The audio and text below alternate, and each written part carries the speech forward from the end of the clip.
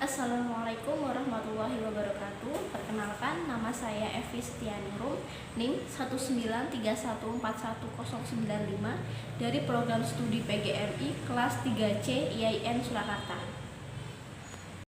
Nah, kali ini saya akan membahas dua bab. Yang pertama adalah Islam dan kebudayaan, di mana dalamnya itu terkandung 3 subbab. Yang pertama, pengertian, unsur, dan fungsi dari kebudayaan. Dan yang kedua, Islam dan kebudayaan Islami. Dan yang ketiga, Islam dan kebudayaan Arab pra-Islam. Nah, untuk bab yang kedua, saya akan membahas tentang 3 subbab juga. Yang pertama, persentuhan Islam dengan kebudayaan Melayu dan Jawa. Dan yang kedua, inovasi dan pengaruh Islam dalam sastra, seni, dan arsitek. Dan subbab yang ketiga, saya akan membahas tentang Islam dan adat Melayu di Sulawesi Selatan dan Aceh. Kebudayaan adalah semua hasil karya, rasa, dan cipta masyarakat. Karya masyarakat menghasilkan teknologi dan kebudayaan kebendaan yang diperlukan oleh manusia untuk menguasai alam sekitarnya, agar kekuatan serta hasilnya dapat diabadikan untuk keperluan masyarakat. Sedangkan rasa yang meliputi jiwa manusia mewujudkan segala kaidah-kaidah dan nilai-nilai sosial yang perlu untuk mengatur masalah-masalah kemasyarakatan dalam arti yang luas.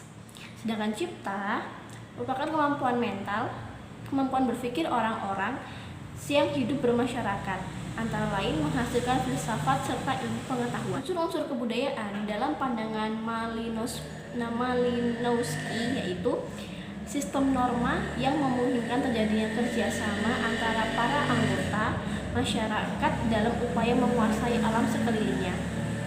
Yang kedua, organisasi ekonomi, lalu alat-alat dan lembaga atau petugas pendidikan, dan yang terakhir, serta organisasi kekuatan.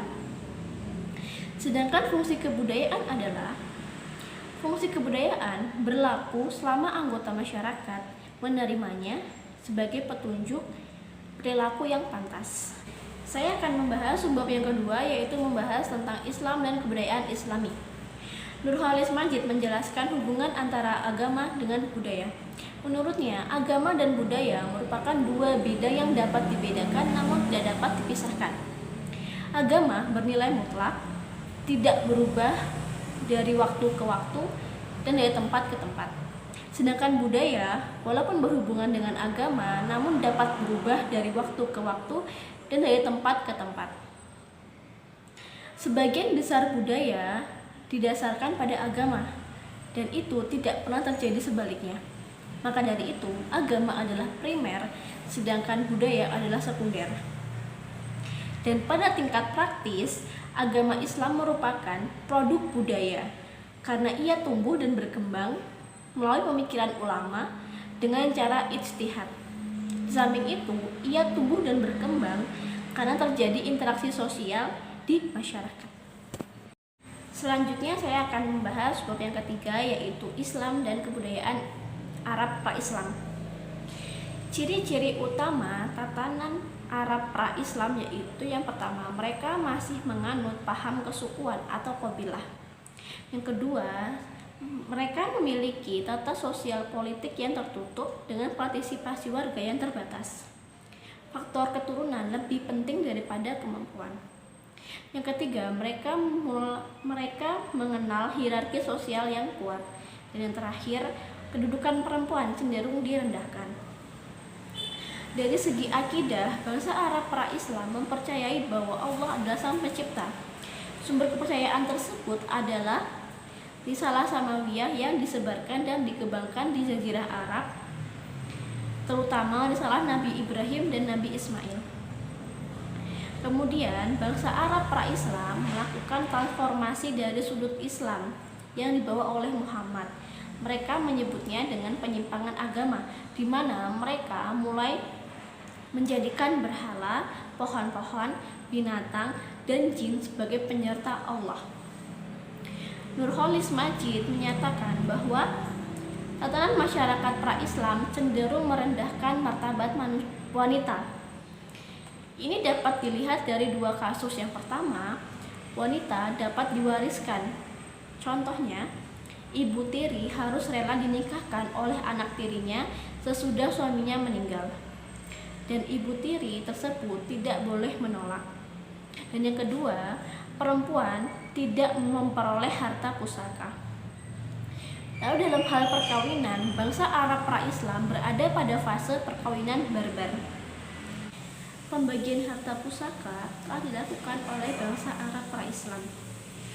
Dalam tradisi yang diwariskan oleh nenek moyang, mereka mendapat ketentuan utama bahwa anak-anak yang belum dewasa dan perempuan tidak dapat menerima harta pusaka. Sebab-sebab memperpusakai pada zaman Arab Jahiliyah adalah karena pertalian kerabat, janji setia, dan adopsi. Sedangkan untuk ahli waris dari golongan kerabat terdiri atas laki-laki, yaitu anak laki-laki, saudara laki-laki, paman, dan anak paman. Selanjutnya saya akan membahas bab 2, yaitu Islam dan Kebudayaan Indonesia, di mana sebab yang pertama yaitu persentuhan Islam dengan kebudayaan Melayu dan Jawa. Dalam Islam terdapat ajaran tauhid, di mana ajaran tauhid tersebut adalah suatu konsep sentral yang berisi ajaran bahwa Tuhan adalah pusat dari segala sesuatu dan manusia harus mengabadikan diri sepenuhnya kepadanya. Doktrin tauhid mempunyai arus balik kepada manusia. Dalam banyak ayat Al-Quran, kita temukan bahwa iman, yaitu keyakinan religius berakar pada pandangan teosentris, selalu dikaitkan dengan amal, yaitu perbuatan atau tindakan manusia. Indonesia mengalami dualisme kebudayaan, yaitu kebudayaan keraton dan kebudayaan populer. Kebudayaan istana atau kebudayaan keraton dikembangkan oleh abdi dalam atau pegawai istana, mulai dari pujangga sampai arsitek. Raja berkepentingan menciptakan simbol-simbol budaya tertentu untuk melestarikan kekuasaannya. Biasanya kerajaan membentuk kebudayaan yang diciptakan untuk kepentingan itu. Contohnya mitos. Dalam sastra kerajaan, mitos-mitos itu dihimpun dalam babad, hikayat, dan lontara. Hampir semua mitos dalam sastra semacam ini berisi tentang kekuasaan dan kesaktian raja, kesucian, atau kualitas suprainsani raja. Efek yang hendak dicapai dari penciptaan mitos tersebut adalah agar rakyat loyal terhadap kekuasaan raja. Konsep kekuasaan Jawa sungguh berbeda dengan konsep kekuasaan Islam. Dalam kebudayaan Jawa dikenal dengan konsep raja absolut. Islam juga mengutamakan konsep adil, yaitu Al-Malik Al-Adil. Perbedaan lain antara kebudayaan Jawa dan Islam adalah dalam kebudayaan Jawa, ketertiban masyarakat didasarkan atas kemutlakan kekuasaan raja. Sedangkan dalam Islam, ketertiban sosial akan terjamin jika peraturan-peraturan syariah ditegakkan. Dengan kata lain, kebudayaan keraton di Jawa mementingkan kemutlakan kekuasaan raja untuk tertib sosial, sedangkan Islam mementingkan hukum yang adil untuk tegaknya ketertiban sosial. Dan bab yang kedua yaitu inovasi dan pengaruh Islam dalam sastra, seni, dan arsitektur. Ekspresi estetik Islam di Indonesia paling tidak dapat dilihat dalam dua bidang, yaitu sastra dan arsitek.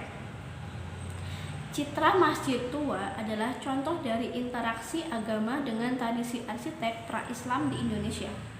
Dengan konstruksi kayu dan atap tumpang berbentuk timas, contohnya Masjid Demak, Masjid Kudus, dan Masjid Cirebon sebagai cikal bakal masjid di Jawa. Arsitektur masjid di Indonesia banyak diilhami oleh gaya arsitektur kuil Hindu yang atapnya bertingkat 3. Seni arsitektur ini sering ditafsirkan sebagai lambang, yaitu tingkat dasar atau permulaan yang disebut dengan purba, tingkat menengah atau madya, dan tingkat akhir yang maju dan tinggi atau wusana. Gambaran ini dianggap sejajar dengan jenjang vertikal Islam, iman, dan ihsan. Selain itu, hal itu dianggap sejajar dengan syariat, thariqat, dan makrifat. Dan yang terakhir yaitu Islam dan adat Melayu di Sulawesi Selatan dan Aceh. Sula Paepa mengandung ajaran kepemimpinan. Seorang pemimpin akan sukses apabila memiliki watak dan sifat jujur, bijaksana, sabar, berani, adil, ilmuwan, dan hartawan. Sahabat yang termasuk Al-Khulafa Ar-Rasyidin di atas merupakan gambaran dari sifat-sifat itu. Abu Bakar As-Siddiq adalah simbol dari kejujuran, kebijaksanaan, dan kesabaran. Sedangkan Umar bin Khattab adalah simbol keberanian dan keadilan. Ali bin Abi Thalib merupakan simbol dari ilmuwan, sedangkan Utsman bin Affan merupakan simbol dari hartawan. Cukup sekian materi yang dapat saya sampaikan. Apabila ada kesalahannya, saya mohon maaf. Wassalamualaikum warahmatullahi wabarakatuh.